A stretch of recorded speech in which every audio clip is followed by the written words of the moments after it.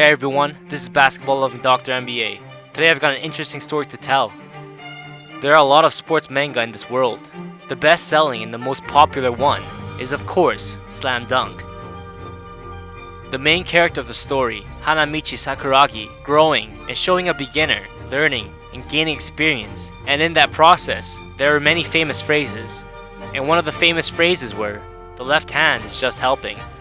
And in real life basketball, when shooting long range shots, the left hand is there to keep balance of the ball, and aiming is usually done from the right hand.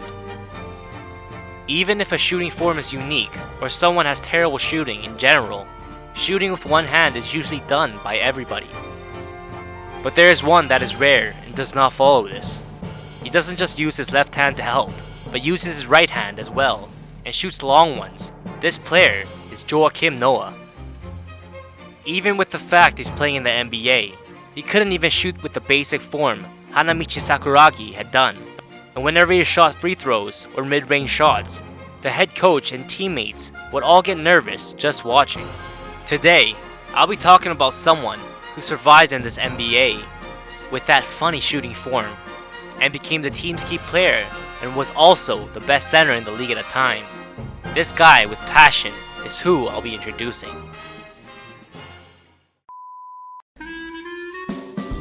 1985, Joakim Noah was born in New York, America.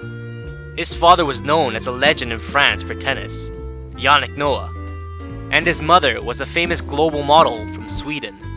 Thanks to his parents, he had the American, French, and Sweden passport and had all three citizenships.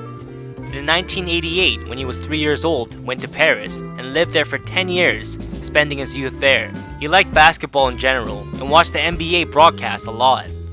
But whenever the most important playoff time had come, he would always shed tears. That reason was because of a legend, Michael Jordan. He would be cheering for his hometown, the New York Knicks, and every time in the playoffs, the Chicago Bulls would destroy the Knicks and take the championship, leaving him upset. And so, getting the dream of the NBA, when he was 13 years old, went back to New York and went all in for basketball. And at the time, he wasn't that tall and he was quite skinny. He would be the passer and usually play the role of a guard. At first, he was on the bench because he was not skilled enough. But with the sports genes that runs through his family, he had the competitiveness to not quit and kept going. And even skipped a family vacation to practice even more at the gym.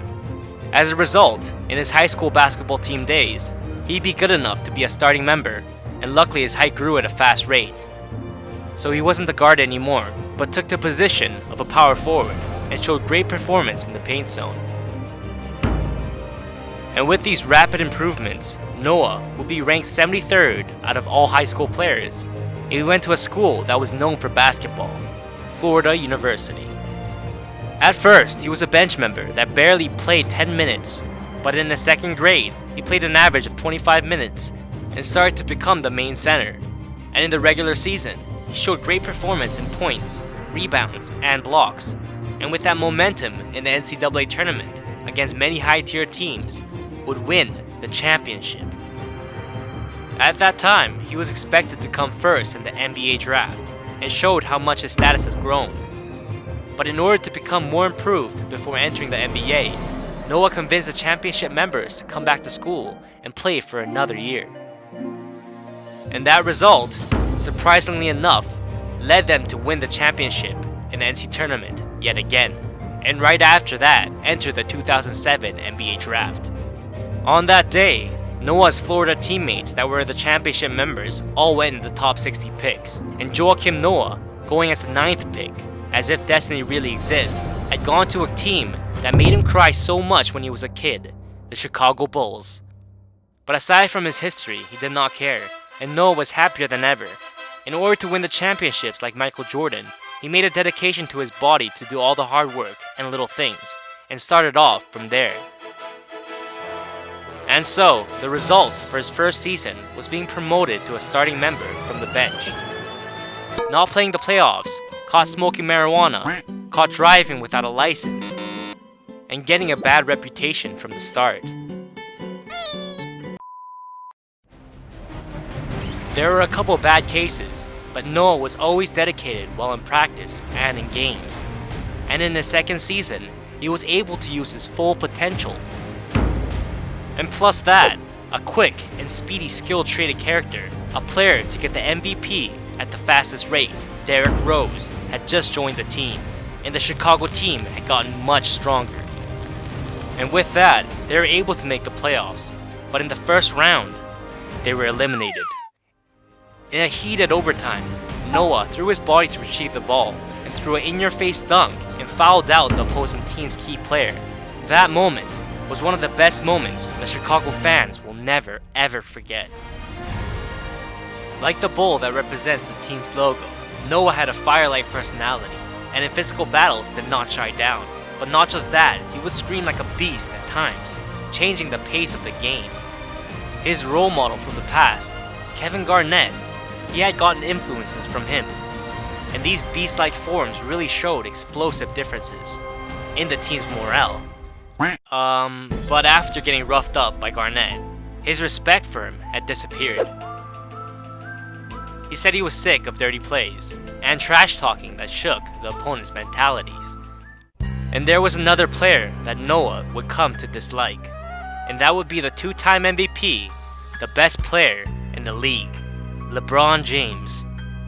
In the 2010 playoffs in the first round, the tension between them was no joke. And at the time, LeBron had a lot of points and was leading by a big point deficit, and LeBron was already celebrating the victory and downright mocked them by dancing. And getting upset by this, Noah did something that would upset LeBron just as much, saying some harsh words. Even though they only won one game and lost the rest and were eliminated, and not caring about the opponent's fame and fortune, Noah, with his heated competitive spirit, did not want to repeat this, and from this would help Chicago in their prime.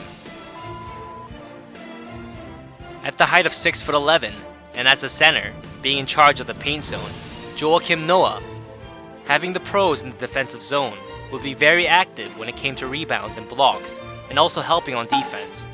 And because he was so nimble and good with timing, he would steal the ball without fouling, of course, but would even steal the ball with force time to time. But on offense, when shooting from a range, he could only shoot with both hands, and he lacked the skills in the offensive paint zone. And so, he didn't have the best performance when it came to scoring. But he had more than enough to cover for those cons, having many pros to his advantage. Because of his experience when he was young, controlling plays and giving passes as a guard. Aside from the fact he's a center now, he had a very high basketball IQ and knew how to control the game well. And having an altruistic mind which saved his teammates, he would screen or use his body, and use his wide sight and great passing skills, which helped the team win many games. And especially on offense, playing with Derrick Rose, who was playing his best basketball at the time, would show great chemistry with him. And as a result, for the first time in 13 years since Michael Jordan's era, they would take the first place spot in the Eastern Conference. And so, Chicago, having the mindset of getting the championship, advanced quickly in the first round and second round, but would unfortunately meet the championship contended team in the third round, and that would be the Miami Heat, led by LeBron James. And Noah, wanting to repay his dues from a year ago, would play his best in the first game at home and shut all the opponents down on defense and took the momentum. And at the end of that, Chicago took the game with a 21-point deficit. Getting the first win smoothly, Noah would show great defense and offense in the second game as well, getting 2 wins in a row. But that's when LeBron stopped playing around. He would get an average of 28.5 points against Chicago, and win 4 games in a row, destroying them and eliminating them. And getting cut off just like that, Noah and Derrick Rose, with the goal of the championship, would enter the 11-12 season, and again would go first in the Eastern Conference, heading into the playoffs once again. And just like destiny, Chicago and Miami would be in the same seed from a year ago, making many fans expect another fierce battle in the third round. With that in front of him, Noah would face the Philadelphia 76ers in the first round, and having the mindset of going against LeBron again, he went in the first game like a bull, and the opponents were shook, and on that day won the game by a 12-point deficit. But an unexpected emergency had erupted. The team's key player, Derrick Rose, had a major knee injury in the first game and was unable to play in the rest of the games. And to make matters worse, Noah would injure his ankle in the third game, making all the hard work and dedication they showed to win the championship break down completely. And right after that, without the two key players, Chicago would be eliminated and would have to wait for another chance in the next season. But Derrick Rose would unfortunately have a ruptured anterior cruciate ligament and would be told that he could not play for another year, leaving the Chicago's future even darker. The promise Joakim Noah made in the draft about using his body in any way possible, he decided to keep his word and would play his best to fill Derrick Rose's absence, and played with heart and dedication on offense and defense. While on offense, using the basic fundamentals of tactics, he did not shy down from screening and using his body, and while getting points in the paint zone, he played more rougher, bringing the team's momentum up. Assists, rebounds, blocks, etc. Aside from long-range shots, he was doing everything that was needed and more to keep his team in survival. And with his hard work, Noah in one game would get 23 points, 21 rebounds and 11 blocks, and made a legend of a record. And at the same time, got nominated for the first time to the NBA All-Stars, a weekend roster with Noah leading his team and keeping them in survival. Chicago's negative expectations were all shut down and were able to make the playoffs once again. But in all honesty, Noah was going too hard. In the last bit of the regular season, he had gotten a plantar fasciitis and had pains in his feet. But with all of that going on, he endured all of it and played in the playoffs. Having pain whenever he moved, he couldn't show any weaknesses so the team's momentum would not die down. And even acting as a tough guy would slam dunk with that pain. And to get even one more chance in the offensive zone, he would get another injury and still get in physical battles to get rebounds. And thanks to that, Chicago won the first round, 4-3, and Noah's momentum kept going into the second round. But the opponent again would be LeBron James and the Miami Heat. And even though it was a hard competition, he would rather die than lose again. And Noah would use all he had to play defense and keep the position while on offense, and even shook the mentality of LeBron and the Heat players by starting a series of nerve battles. And that result was Chicago, even though the first game was away, won the game with a 7-point deficit, having a great start. But his pain in his feet were getting too bad, and the skill gap between the two teams were way too big, and there were limits on how much could be done. And so Noah would lose 4 games in a row and lose to LeBron once again. And so in the next season, Derrick Rose, playing only 10 games after recovering, would get another injury, and Noah was left to carry the Bulls by himself once again. But his potential exploded, and got the defensive leader title and was named the best center in the NBA. But playing with that much responsibility had slowly made his body become weaker and weaker. Especially his knees, they were not in good shape. But aside from that, he would play almost full games in the playoffs, making his knees worse. And in the midst of that, another key player was injured. And so, his body would become worse with nothing in return, getting eliminated once again. After that, Noah had surgery for his knees, and that would be the start of his career downfall.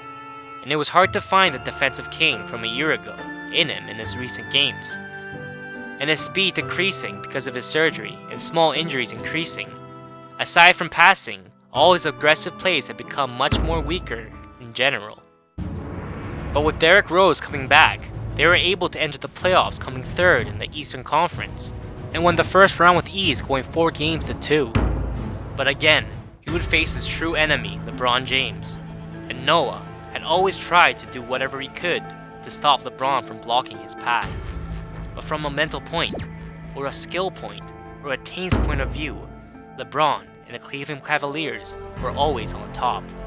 And as a result, Noah, not able to go past LeBron once in the playoffs before, would lose once again and get eliminated from the playoffs. After that, Chicago had hired a new coach and a new system had come in, and Noah, not being a part of that new system, had no choice but to go down as a bench member. And plus that, he had surgery after messing up his left shoulder, and Chicago did not want him anymore. Noah, getting upset from that, left with Derrick Rose and started to play for the New York Knicks. But the contract that was signed was ridiculously high. And in reality, in the games, Noah's performances really had no effect. Also, his left shoulder and knees were injured again, and he was left in a situation where there was no coming back. At the end, with Noah still having 2 years left in his contract, was waived off from the team. Fortunately, in the 18-19 season, he briefly signed and played for the Memphis Grizzlies, but could not re-sign after the season ended. And to this day, he has not gotten any calls from NBA teams.